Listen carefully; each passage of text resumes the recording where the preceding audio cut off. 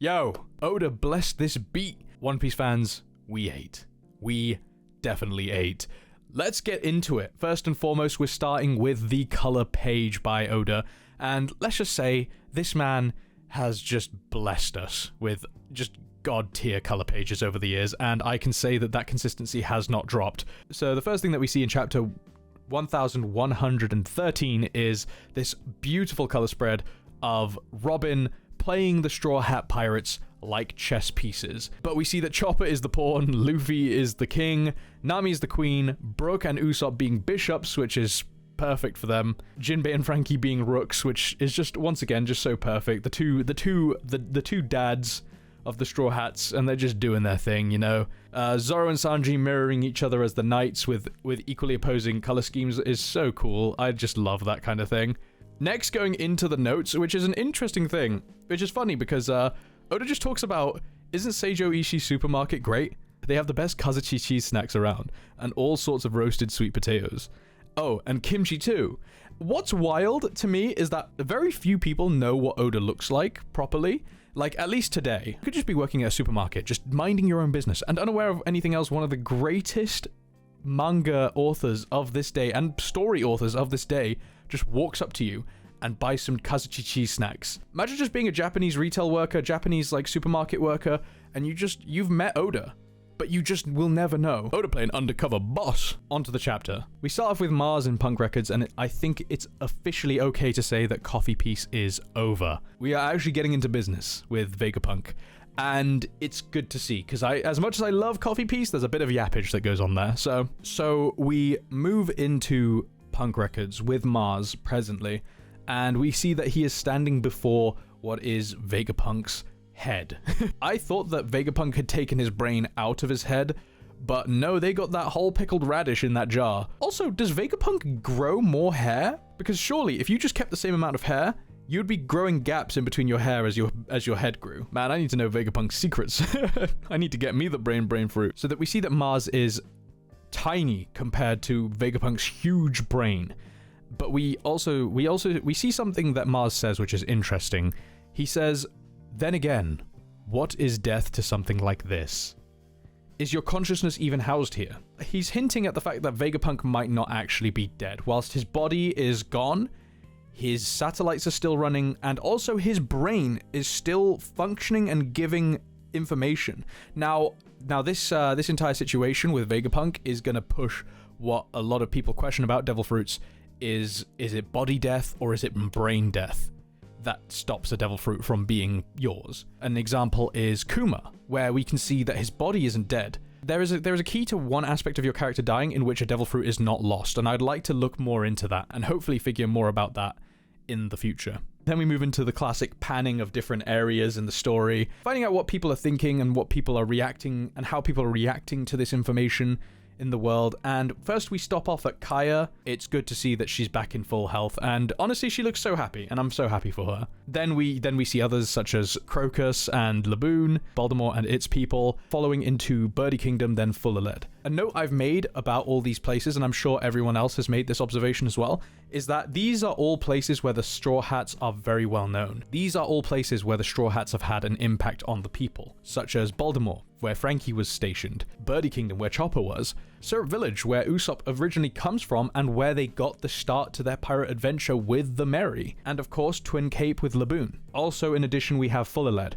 where the Straw Hats aren't known in a friendly way, but they're still well known. Blackbeard has a passion for discovering world history, so this should be of massive interest to him. It looks like Vegapunk's announcement is going to be followed up by revealing that Luffy is Sun God Nika. All of these people have a relationship with the Straw Hats in some way, and it would be interesting to see their reactions to essentially Luffy being revealed as the bringer of freedom. So then we move on to the blunder of the Gorosei. Now, I'm not gonna lie. There is a level of hypocrisy with the Gorosei that I really find interesting thematically throughout this arc, and that is the idea that anybody who has made a mistake working under them, they've written off as just human error.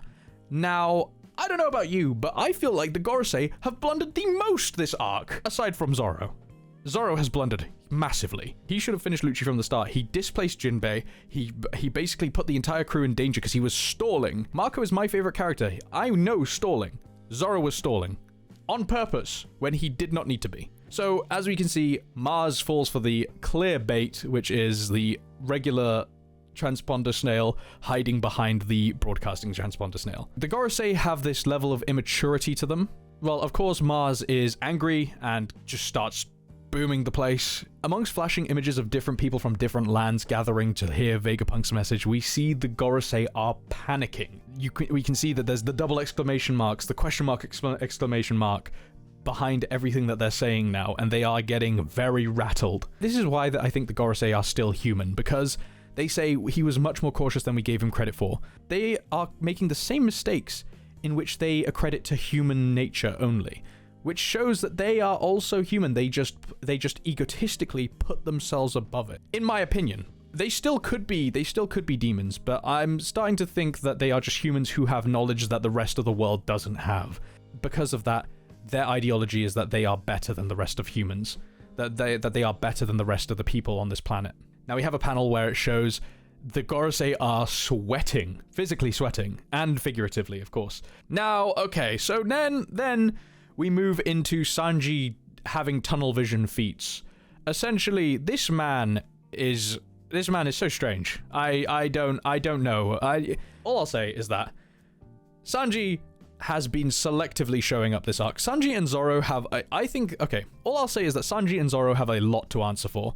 They are selectively showing up when they should be on point the whole time. I'm not saying anything other than that because Sanji and Zoro fans are scary people. So something interesting that comes of Sanji's fight with Nostro is that he can deal damage to the elders. Well, it's interesting because Luffy's red rock did not phase Walkyrie, but Venus Juro getting hit in his human head, it does hurt. We can see that the human forms of the Gorosei are susceptible to mad damage, as is shown before as well with Kuma knocking the shit out of Saturn before he goes full beast mode. So another interesting thing that forms of this fight between Sanji and Nostro is the fact that Nostro can form his Zoan's head independently of his human head. Until proven otherwise, I am going to be attributing the Gorosei's powers to being Zoan type devil fruits, only because they have the cloud belt that Lucci and Kaku have of a different color. That is a different theory for another day, but also because they transform accordingly as well, and they are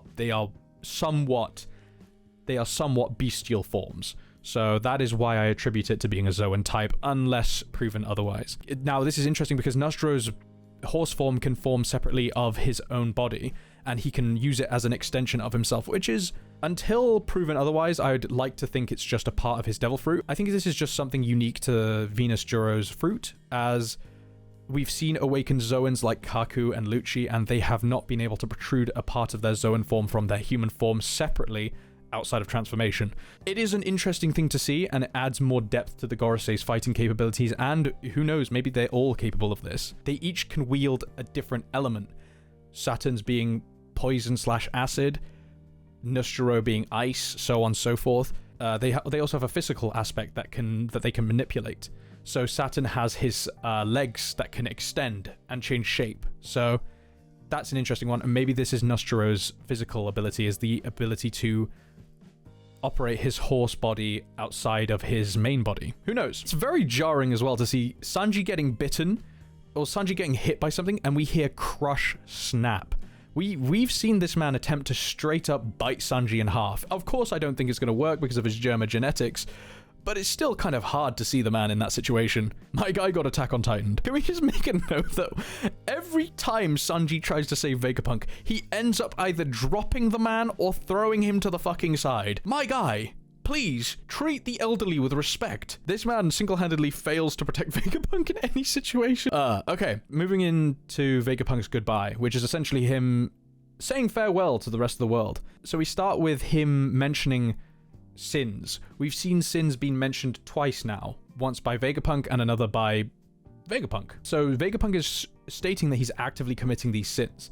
maybe he's only attributing sins to the Gorosei's standard, or he's making sure that the world knows that what he's doing is a sin to the current order. There is a massive theme of autonomy and free will in this arc. We'll get into it in a bit, but for now, let's focus on the fact that Jewelry Bonney has amazing capabilities with her Devil Fruit. The Distorted Future, Give Me a Giantish Future attack has essentially proven her power is physically limitless in its capability. She can grow to extreme sizes, change individual parts of her body to be able to suit the future that she hopes for, that she believes in. This could allude to her awakening, essentially being able to form the intangible out of her hope. I've made a theory about this on my TikTok, so go check it out if you haven't. I essentially try to do a theory a day based on a random character that is given to me, and I have to make it on the spot. And it's stressful, but it's a lot of fun, so go check it out if you haven't.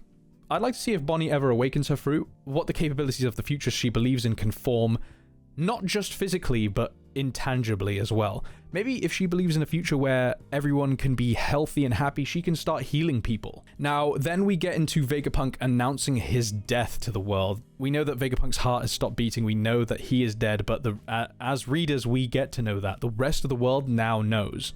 The rest of the world in universe now knows that Vegapunk is essentially dead. Well, he's never said dead, he's just said that his heart stopped beating. But we see the reactions of these people across, once again, people who have relationships with the Straw Hats, regardless of what that relationship might be, positive or negative. One thing that I want to point out is that we move to Caesar. Not just getting angry with the little vein in the speech bubble, but he's also crying. We can see that he's also crying, so there was a sense of camaraderie and rivalry. Don't get me wrong, Caesar is a terrible human being.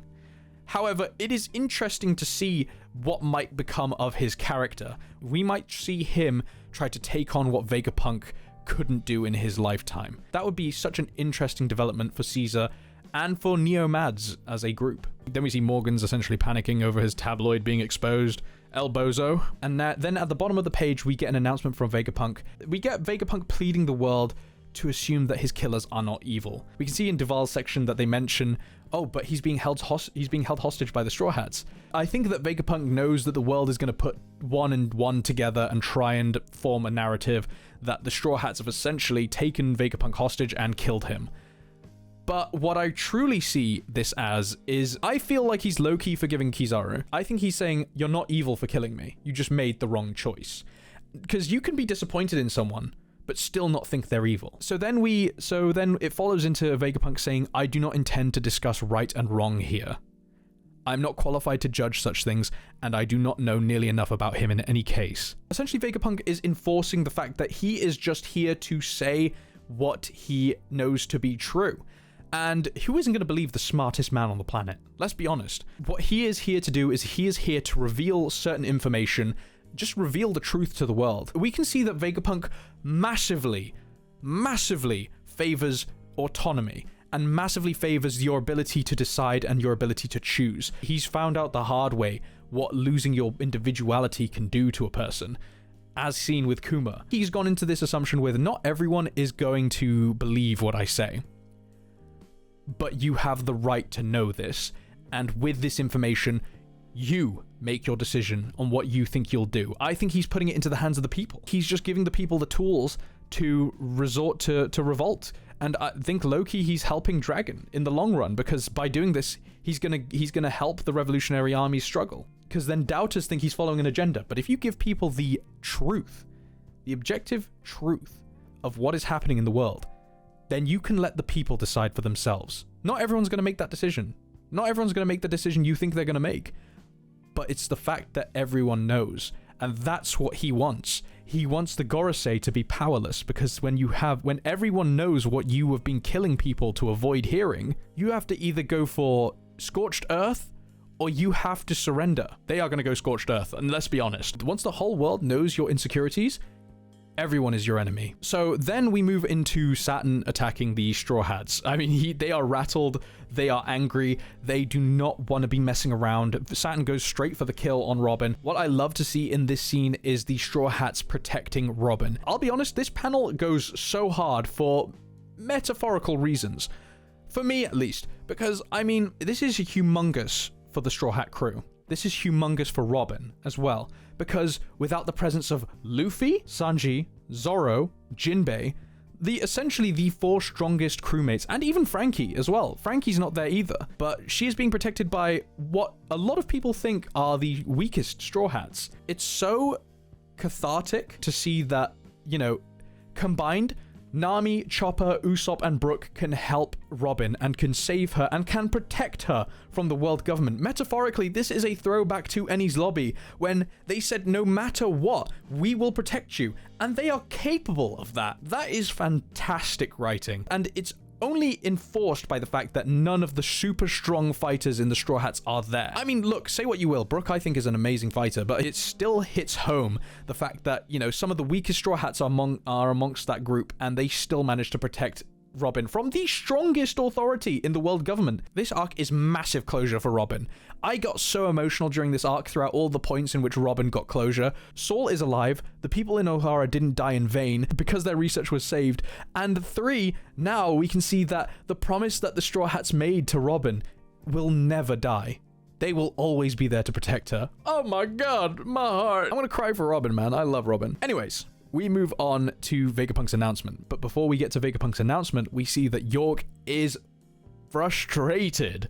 York is panicking. York is rattled. So, as I said, York looked sus in the last chapter because her eyes were hidden. Maybe this shows that his satellites don't truly know what Vegapunk is thinking, because he has ways of going around it. Be it that he's smarter than them and just outthinks them, or perhaps, like the Seraphim, they have chips in them in which they cannot figure out certain plans, or they cannot bypass certain thoughts that Vegapunk has instilled in them. Maybe Vegapunk has a failsafe for his satellites. It sounds inhumane to take away someone's autonomy like that, but as we've seen, most of the clones in this show have had their autonomy stripped of them in some way.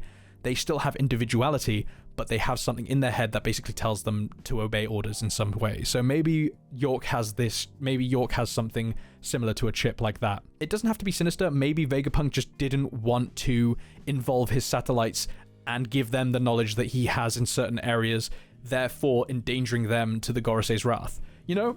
But of course now it looks like it's working against York, in the fact that, you know, she's working for the world government and she ain't given up anything, apparently. And then also we see the elders talking to each other via telepathy, as usual through this arc. They are essentially not unanimous in the decision to destroy the island completely and destroy the Labostratum completely, as they want the Mother Flame. They want the source of that Mother Flame. They want that secret recipe. They want the Krabby Patty formula. So we can see that there's something very big about that Mother Flame, and it is necessary. If their imitation of the Mother Flame that sank Lelouchia managed to raise the ocean levels in the world, then the Mother Flame must be absolutely crucial to the sinking of the world into the ocean. Speaking of, Vegapunk announces that the world is sinking into the ocean. One Piece world do be having global warming. The ice caps are melting, man. This is the reason why I don't think Kuzan is a double agent, because he is being a true villain by letting global warming happen. My god. So we know that the Celestial Dragons all live on the Red Line, and now we can see why, not just as a metaphor for heaven and earth, but also as essentially protection against the world sinking into the ocean. And they don't want other people to know, because when other people know that the world is sinking into the ocean, where are they going to go? Up. When they don't let them go up, what's going to happen? They revolt. Oda has so much depth to his story. I love this man. This is something else that I'm thinking of. Now, this situation is interesting in multitudes of ways, but one way I'd like to focus on is how it affects fish people. The end panel in this chapter shows mermaids, and I think it might be hinting towards why the Celestial Dragons don't like fish people and why they want to enslave them, and hence why they so strongly oppose fish people coming to the surface. I love how oppression is represented in One Piece. Don't get me wrong, I don't love oppression, but the way that Oda writes it in One Piece is just so true to the real world in most scenarios. It shows that One Piece isn't just a fluke when it comes to representing oppression. This shows that Oda's writing truly knows and truly considers the reasoning behind oppression. Just to end off, can we give Iceburg the appreciation that he deserves? This is the man, low-key, Iceburg found out about the world sinking into the ocean. This goes deep. We've known about this since Water fucking 7. Bro, I mean, I am a One Piece glazer till I die, bro. You get to this level of depth in anything else? My god. I love this series. I love being a fan of this series, and I love being a part of what makes this series great. Anyway, One Piece glazing aside, I am done with this video. So thank you so much for watching. I hope I made any sense throughout this video. I know that I've stuttered a lot in the past, so I'm trying to fix that. So let me know how that's going. And yeah, hope the lighting's fixed as well. I think I've gotten rid of it by boosting the lights a little bit.